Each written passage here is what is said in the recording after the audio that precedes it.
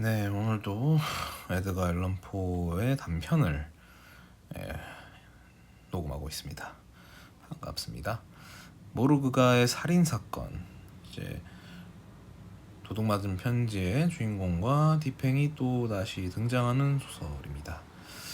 아마 이제 도둑맞은 편지 그리고 이제 지금 다루는 모르그가의 살인 사건, 또 이제 대표 단편선에 실려 있는 마리 로제의 비밀 등과 같은 요 세 가지 모두 이제 디팽의 활약이 담겨 있는 추리 소설인데요. 상당히 고평가되는, 고평가라고 하면 잘못된 표현이죠. 그러니까 평가가 굉장히 되게 훌륭하다는 평가가 많은 단편인데 사실 저랑은 안 맞네요.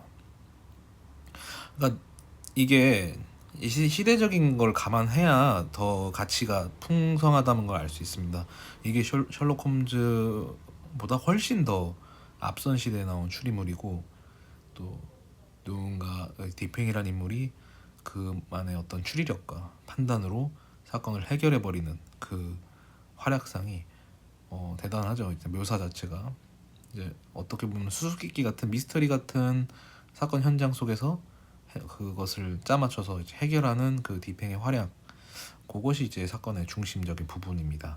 그래서 추리 소설이라서 또 제가 큰 감명을 좀 받진 않아서 이 이야기를, 이 소설 전체, 이 단편의 전체적인 이야기는 생략하게 되는데, 어쨌든 모르가에서 이제 벌어진 살인 사건을 이제 디팽이 어떤 증언들과 이런 흩어져 있는 실마리를 이어져서 굉장히 독특한 결말이 일어나는데요. 그러니까 어떤 살인 사건의 어떤 그런 살인을 주도한 인물이 밝혀지는 데 있어서 굉장히 결말을 보면 좀 놀라울 수가 있을 것 같아요.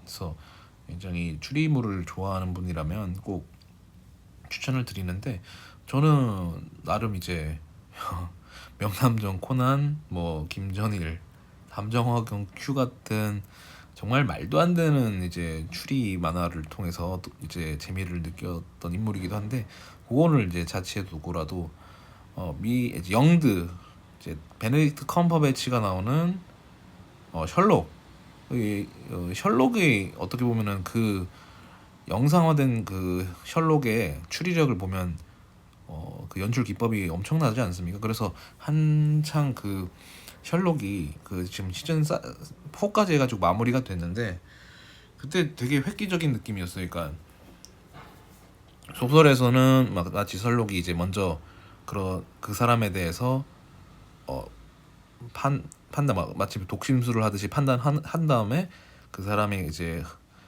흩어놓은 그 흔적들을 통해서 그가 추리해낸 거를 이제 설명을 하는데, 영드 이제 베네딕트 컴버배치는 그가 바라보는 장면 속에서 이제 사람의 그런 연출 기법이 앵글을 잘 잡죠. 그 흔적들에 이제 어떤 영 단어를 이제 해가지고 이런저런 해가지고 셜록이 판단을 하는, 추리를 하는 걸 너무나 영상미나 또 베네딕트 컴버비치가 너무 연기도 잘하고 그걸 보다 보니까 너무 눈도 높아져 버린 거죠. 그래서 해당 단편의 어떤 추리물 같은 경우는 좀 심심하다는 느낌이 들었나요? 그런 느낌이 들었습니다. 너무 그 셜록에 절여 버려 가지고, 사실 셜록이나 뭐 에거서 크리스티 같은 추리 작가들, 그 이후로 이제 현대적인 추리 장르를 다루는 분들의 어떤 조상격이라고 할 수 있겠죠, 에드가 앨런 포가. 그래서 이런 조상님의 단편도 한번 읽어보시면서 도둑맞은 편지, 이제 모르가의 살인 사건, 또 제가 앞으로 이제 얘기할 또 뒤팽 시리즈 속편까지도 소개하면서 또 마무리 한번 해보도록 하겠습니다.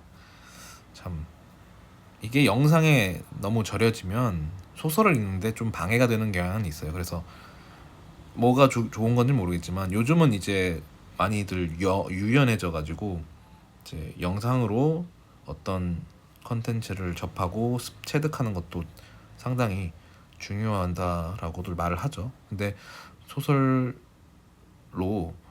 어떤 정보나 혹은 어떤 문학적 감성을 흡수하는 자기 것으로 만드는 그 흡입력을 가진 사람들은 그 어떤 감상의 폭이나 상상의 범위가 굉장히 더 크다고 예상이 됩니다.